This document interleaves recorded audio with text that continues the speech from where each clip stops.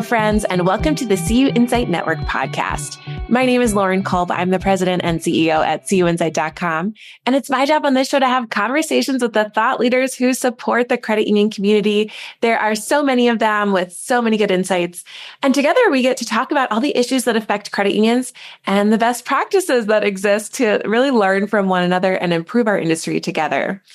I'm excited for today's episode. My guest on today's show is Bill Partin, the founder and CEO, with a little asterisk, that's actually Chief Encouragement Officer at the Leadership Bet. Bill, thank you so much for being here. Lauren, thanks for having me. I'm excited to be here today. Well, I always start these episodes the same way, which is to say, most of us didn't grow up thinking we would get to work with credit unions, but what did you want to be growing up? Well, excitingly enough, a heavy equipment construction operator. So that was my dream. That's one I have not heard before, but I have seen some videos of kids, eagerly watching construction sites. So I can imagine. Right. I love it. From there, what was the journey like? I know you've had a really great career in credit unions. What was your credit union journey like? And then how did that lead you to today founding and running the Leadership Bet?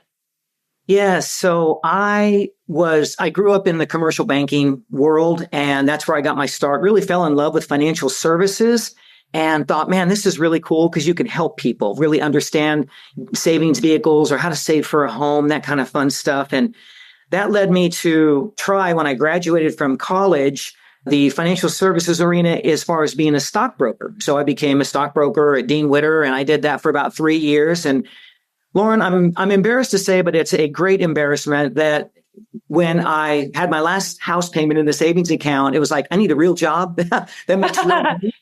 And so I got a job as a discount stock trader at Lockheed Federal Credit Union, which is now Logix. I grew up in Los Angeles, so that was on the West Coast. And so that was my introduction. So it was really kind of cool because it married my love of financial services and really helping people, which is why I got into the stock brokerage business, with this really cool concept of a credit union, a not-for-profit financial cooperative. What was that? And so I got a chance to learn that side of the business and absolutely fell in love. And so spent 30 of my 42-year career in credit unions. And I know you asked another part of that question. And so, and kind of where that transitioned me to was I got a chance to come out here to the East Coast and was just fortunate to be selected to run Sharon Federal Credit Union. And about 6 years into my tenure, I talked to the board of directors about, hey, I really would like to share this leadership concept, which is not novel. It's just that really everything rises and falls on leadership. And I've written a little book just talking about my journey called The Leadership Bet. And I needed approval to do that. So the board was kind enough to give me that approval. And so I started a little LLC. And the board said, sure, you can, if you make any money off the book, it can go right into the LLC. So, but that got me started thinking about the fact that on the journey that I'd been on for so long with Sharon View and previous to that, the Disney Credit Union, which is called Partners Federal Credit Union, I realized that not all boards and not all credit unions put the value on leadership that I really feel it needs to be there. And I worked real hard at Sharon View to get it to be one of our strategic pillars at the credit union in our strategic plan, that we are going to create a leadership premium about how to grow up leaders and then how to really treat our people so they really felt valued and therefore hopefully again drive higher engagement, drive higher net promoter scores, those types of things. So that was my thesis as I was at the Disney Credit Union, and I got a chance to do it as the CEO when I came to Sharon View in 2013. That is fantastic. Well, I love to hear about it. And I know the Leadership Bet offers so much for the industry. And tell us a little bit more about the Leadership Bet, how you really add a ton of value for the credit unions that you work with and what you do. So we've really split the business into a couple different pieces. One is I do individual coaching, and I also work with a gentleman who is a certified leadership coach. So we've got some different folks kind of on contract. I'm using my finger quotes that we can bring into different environments to work with credit unions on the whole or with individuals. that's how we're organized. But we do coaching, we do leadership development, planning and programs, we do culture planning. And at the end of the day, a little bit of keynote speaking here and there. I just love to get in front of a group and to, share my story, which brought my wife and I and our 9-pound Chihuahua from Los Angeles, California. I was born and raised in LA, and then had an opportunity, which I didn't plan on coming to Charlotte, but things worked that way, and got here and got a chance to talk about, hey, we left family, friends, church, neighborhoods that Kim and I had both grown up in, and came across the country, 2,642 miles to be exact, to come here, no friends, no church, and really see if we could make some significant inroads around leadership at Sharon View. That is so cool. Well, I've spent some time in Charlotte. It's a beautiful area. Mm-hmm. Probably not a bad place to be for a while, but I'm curious, and you mentioned this earlier, but as an experienced leader, as a past credit union CEO, I'd love to hear more about how important leadership development is to you and what kind of impact you've seen that it can really have for folks. So I'll tell a quick story, and that is that one of the things I decided when I got to Sharon View was that this was not going to be a flavor of the month, that we were really going to start with a pretty small but budding leadership development program and really grow it. And so we were going to invest the money and the time and the energy and the blood, sweat, and tears in brackets behind that to really make sure that we were pouring into our leaders and helping them become the best version of themselves they could become. And therefore, then they would pour into our team. And Lauren, what was so interesting was, like any board of directors, right? It's like, hey, Bill, we need to cut OpEx. And the one thing that I just refused to do was to cut the training budget. So we really did our best to work other areas of OpEx down. And yet we invested pretty significant sums of money into our leaders. We copied a program from the Center for Creative Leadership and kind of Sharon Viewized it. And that's what we were delivering to our leaders. And, the cool thing is, and you don't do it for this, but this in running a company, when you get that text or that email or that, or a call where someone just says, you changed my life. I mean, I wouldn't be where I am. And, you don't do it for that. But man, when you get one of those, those messages that says, thank you for investing in me, the feeling's unbelievable. You're like, wow. And it makes it worth it. It makes the blood, sweat, tears, the processes, the staying the course, evolving, making changes and things where you need to. But it really resonated with me that, wow, this is a difference maker. And that's where I talk about good leadership changes lives. Great leadership transforms lives. I mean, literally just can change the trajectory of someone's career. And I think more importantly, maybe just their entire life, with family and what have you. So that's something that I have always kind of had in the back of my head. And here's the other thing. Part of what we said to the team was we really want to be a place like a top workplace. We want to be a place people come to work and enjoy. We want people to feel that they can really bring their whole self here, that they can be highly engaged and give us some of that discretionary effort when you have a highly engaged workforce. And so, those were the payoffs that we tried to keep an eye on. Hey, are we seeing engagement go up? Are we seeing our climate scores go up? Are we seeing net promoter scores? Not only the scores, but hey, what's that closed loop feedback look like? What are our members saying about our staff and our team? And so we called them wows. We would ask our members, hey, how did that interaction go? And, did our staff person wow you? And so then they would tell us about, give us individual names and stories. And it was really fun. Was it perfect? No, of course not. But I tell you, there was enough. We had more wins than losses, and we had the things that we were looking to do: improved engagement scores, improved climate scores, improved net promoter scores. I love what you're talking about, which is looking at actual metrics to decide, is there value? Are we moving the needle in some of the leadership development that we do? And I think sometimes folks can think of leadership as sort of a soft skill, if you will, but I love what you're talking about of measuring it actively. Right. At the end of the day, that's where me going back to the board and saying, let me show you the key metrics. Because, they're like, hey, Partin, you didn't cut any money out of the training budget. What's up? Oh, well, let me tell you what's up. So then I may be able to go ahead and point to something and say, hey, what we're seeing the needle move in this area. We're seeing the needle move in that area. Sure, ROA is important. Sure, OPEX is important. Sure, we've got to watch our FTE count. Get all that. And we're seeing results. And we're having members tell us, because members, right, I mean, at the end of the day, they speak with their wallets. Are they putting money into your institution, or are they taking money out of your institution? Right.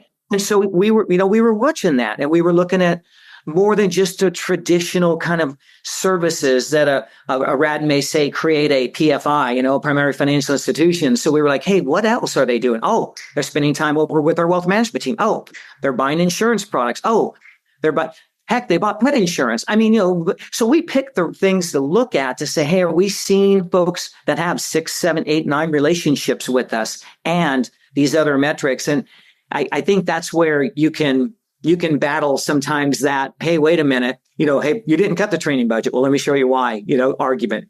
That is such a great piece of insight for credit union leaders, especially as you think about, to your point, hey, it's tough times in the industry right now, and every dollar is really being evaluated as to what it's doing for credit unions. And so such a good perspective for what leadership development can do. Mm-hmm. There's another concept I want to ask you about, which is the concept of personal leadership or leading yourself. That's something I know you've talked about in the past. What does that look like to you, and how important is that for credit union leaders? I think it's huge, because if you think about it, before you can lead your downline, your team, and before you can lead an organization, you got to lead you. So for me, that was really grafting that Jim Rohn statement when I was 30 years old, that said, work harder on yourself than you do on your job. And what I took that to mean was, hey, you need to be growing personally, professionally each and every day. I need to come into the office. Or at home, or wherever I'm spending my time, I need to be a better version of Bill today than I was yesterday. So it's that constant learning, constant improvement kind of mindset, being intentional about where I spend my time, what I read, what I listen to, that type of stuff. And for me, that's really, physically, mentally, spiritually, emotionally, making sure that I'm taking care of Bill. Because if I show up, with my lunch bucket and my better version of Bill, today, I hope that I'm a better teammate. I hope I'm a better leader.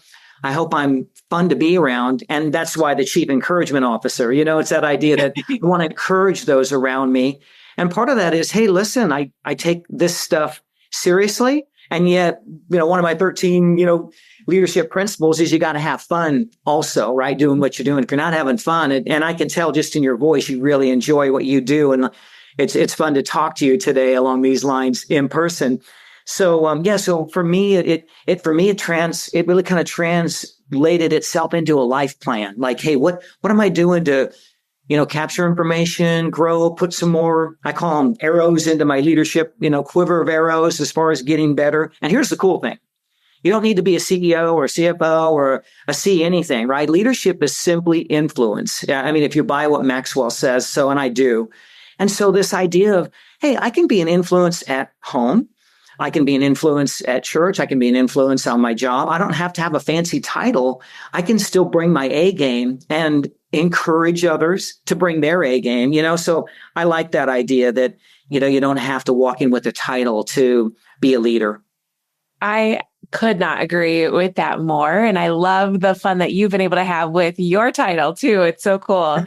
I know you mentioned Chief Encouragement Officer, and I think in the past you had said for other roles, Chief Engagement Officer. Right, so cool. Right. I also want to ask you, from a credit union's perspective, you have mentioned and kind of talked about this a little bit already, but the strategic approach to leadership development really starting at the top and working its way throughout the organization. What is the approach that you recommend for credit unions to adopt here in terms of leadership development? And can you share some success stories of what it could look like done really, really well? Well, I will tell you, for me, I'm going to steal a Walt Disney. Since I worked at Disney for 8 years and I had my silver pass. I mean, I thought, wow, this is it. This is where I'm going to work for the rest of my life, until ShareInView popped up. But it was really cool. I got to go to the studio, got to see this thing called the multi-plane camera, Lauren. And what that is, it was back in the 30s, Disney wanted to give someone watching an animated cartoon or film the feeling that they were moving towards something. And so in the example, the moon didn't move, but the camera looked like it was working its way through the woods based on how they used this multi-plane camera. And that's how I think about your strategic plan. Right below that, your culture plan. What is it?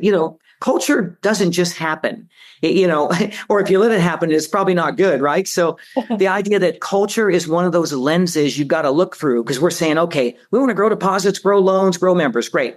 So that's part of our strategy. Got it. We want to have target members. Great. Got it. But to do that, you have to look through that lens, and then that culture lens is there. So how do we build relationships with our members and with each other, right? And we use through genuine care and concern when I was at Sharonview. So that was one of our core values. So, your core values fit in there. Your delivery systems fit in there. Your leadership development system fits in there. Your employee development system fits in that culture lens. And then you can look through that lens down through the strategy and down through the culture, and you get to the member. That's the moon. That's the thing that doesn't move. And so you've got your target members, target markets, that kind of thing. So I think that you've got to tie the two together. I think really, and that's why part of what we do at the Leadership Ed is we have culture planning type of workshops that we do to talk about, hey, what does this look like? And interestingly enough, it starts with a leader's growth and development plan. So individually, what are you doing to grow as a leader? Okay, great. Hey, do we have processes? Do we have assessments? That type of stuff. So super important. I think for me, what the success was seeing that we were able to, especially at Sharonview, we were able to grow some leaders up in this new environment, hopefully new and improved. And then we were able to bring a few key hires from the outside and be able to to pull that group together, 60, 70 leaders, and try to get everybody on the same page as much as possible, and then pour into the team. And I'll tell you where the success came in. The success for me was walking into the new hire orientation pre-COVID and being able to ask the question, did you find it hard to get a job here? And most people are like, oh my gosh, yeah. I mean, your screening process and blah, blah, blah, and the culture, this and that. And I was like, good, because we don't just let anybody in. We defend this thing that we work hard on, which is that culture lens, and it's that idea that, hey, listen, if you're going to join the team, we're looking for people that are humble, that are hungry, growing personally and professionally, and smart being people smart. Can I work with others? Can I collaborate? Can we have good conflict, not destructive conflict, as far as differing ideas and then landing the plane? So I think that it was fun to hear people that joined our company. I'd be walking through the building and stuff, and people would stop me and they said, I've read about you like at this place on LinkedIn, and I checked Glassdoor and blah, blah, blah. But man, it's as advertised. I mean, this place is different. And I go like, we're different? And they're like, oh, well, yeah, sort of we're different, but it's just different. It's because you say that, your employees are the cornerstone of your success, and the way I'm being treated, I really feel that way. So it was really kind of cool to get people that were new, that came from another financial institution, typically a big bank, and to come into that environment and say, we're feeling it. We're seeing it. We're tasting it. It's like, it's real. It's tangible. So that was kind of cool to hear that and to know, do you ever arrive on culture? No, it is an absolute destination, right? It's an absolute journey. It's not the destination. We're going toward, hopefully bigger, faster, stronger, better, employee focused, people first, but we also know we're going to make some mistakes. We're going to trip up here and there. So how do we learn from those? How do we continue to move on? But it was so fun to hear people that were new to the company really give me that feedback. And that was a big thing for us, right? Just kind of, hey, what do you think? And that's, we ask questions, right? In our pulse surveys, like, how are we doing? Do you like what's going on here? If we had some trend lines that we weren't seeing like we wanted to see, that weren't moving us in a good direction, we can make adjustments. So hey, thank you. Thanks for sharing that didn't work. Thanks for sharing that, you'd like to see us look into this a little bit more.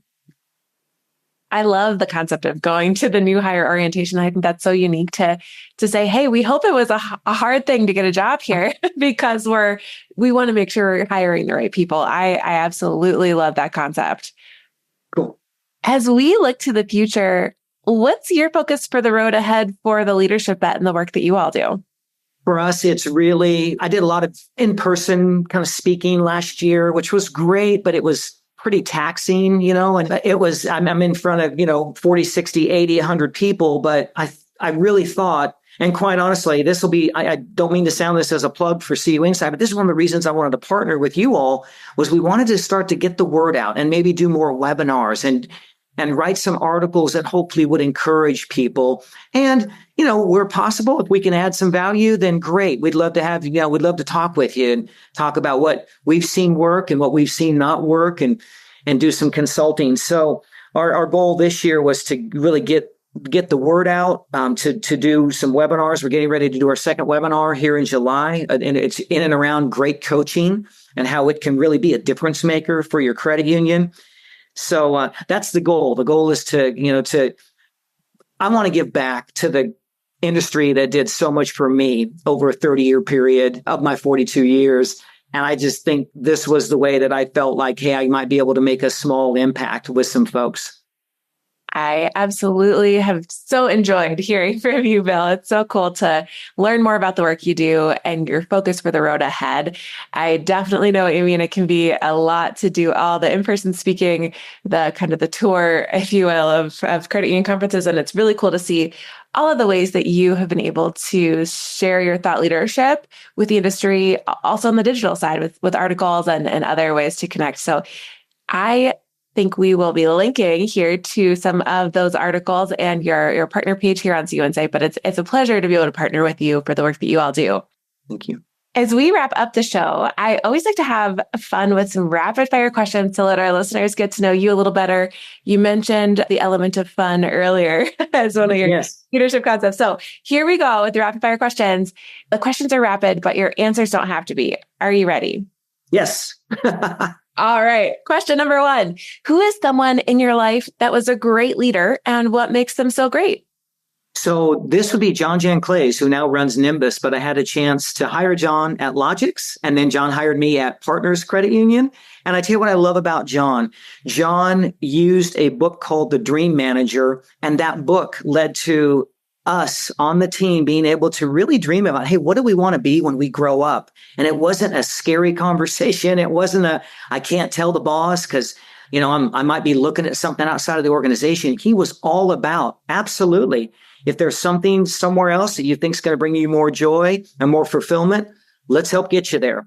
And I loved that abundance mentality that he brought to the game. So he's been a mentor of mine for a long time and a lifelong friend. So cool. And John has contributed some articles to CUInsight in the past as well. We can link to his page here.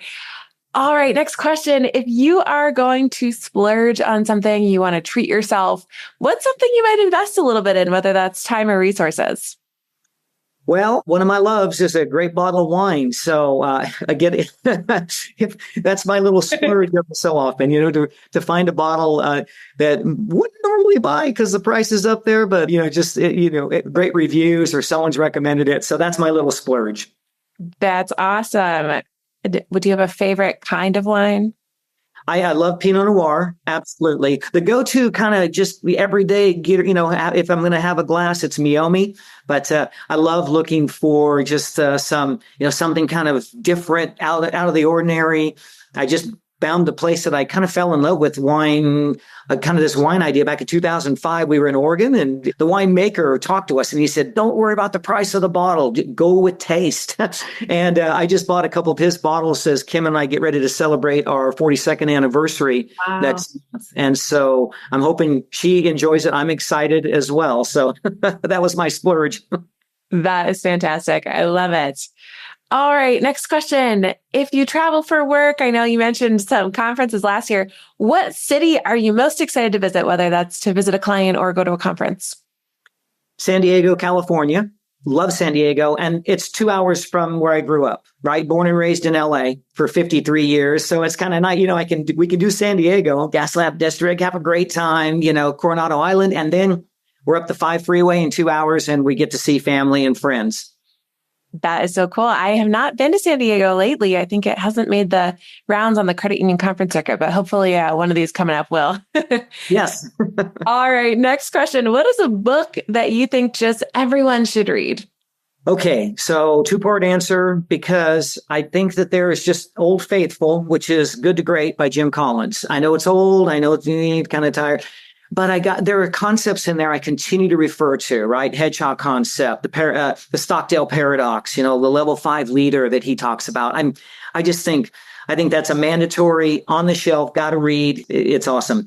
The new one, it came out back during COVID, but it's The Leader's Greatest Return by John Maxwell. And what I love about that book is he kind of pulls a bunch of his other books. He pulls little nuggets out of those and puts it all in one spot. And it talks about the difference between coaching and mentoring. I won't bore you, but it is a fantastic book that was released within the last, 3-4 years. And I think, again, it's another mandatory on the shelf book. That will be one of my next reads. Cool. I will have to add it to the list here, and we will link it in the show notes for everyone who is interested. Well, both of those as well. All right, next question. What is your best hack for creating balance and integration between your work life and your life? Well, I thought you said this would be easy questions. So, wow. Hey, so for me, it is my journal. I know that sounds kind of maybe silly, but actually I'm getting ready to publish an article on this week on CUInsight about using a journal. And I tell you what I have done. I like the idea that it's forced me to uncompartmentalize my life. It really allows me to, when I talked about, showing up physically, spiritually, emotionally, mentally, this is a spot I get a chance to do some of that work. So it has really helped me get out of my own way as far as if the career bubble starts to get too big, what am I doing to focus on family? And what am I doing to focus on taking care of Bill? And that type of thing. So I love my journal. Recently wrote an article about what you see is what you get. And that's part of that, just being authentic, being a really authentic person. And I love the idea that the journal has helped me do that. It's helped me, be transparent. It's helped me maybe not open my mouth, insert foot. I, get a chance to maybe think something through before you talk to somebody or what have you. And so it's been a super great tool for me. And I didn't get serious about it until I was 45, so, and here I'm almost 20 years later, saying, hey, I just think it's a difference maker. So that was one of my hacks in trying to create, we'll call it integration, right? Between work and your life. You're one person. You're not, I used to think I was 6 people, right? So trying to avoid that. That is a great one. I don't know that we've had a guest say journaling before, but I love that. All right. Well, we're going to link to everything we talked about today in the show notes, like we said along the way. But my last question for you, Bill, is do you have any final thoughts you'd like to share or final asks of our listeners today? I think just for me, Lauren, I think just really keep working on you. You know what I mean? At the end of the day, keep going to the gym, the leadership gym, the thought gym. I just think that my word for the year this year is intentional. Just want to really continue to be intentional about what I'm reading, what I'm watching, what I'm listening to, that type of stuff. And again, to me, hopefully tied to being encouraging, being someone that when you're around me, you feel encouraged. And I would love to be that type of person. So it's something I continue to work on. And that would be my encouragement. We are going to link to Bill's contact information here at the Leadership Bet. So anyone who's interested will see that right in the show notes to be able to get in touch. Bill, thank you so much for being on the show. I know I learned quite a bit. Love your approach to leadership, and it's been a real pleasure getting to chat with you. Lauren, thanks for having me. Appreciate you and just all that you guys are doing. So thanks again. The feeling is mutual. You guys are doing some great things. I hope you stay well. Hopefully we get to run into one another in person sometime soon here. And thanks to all of our listeners today for tuning into the CUInsight Network podcast. And we will be back again next time.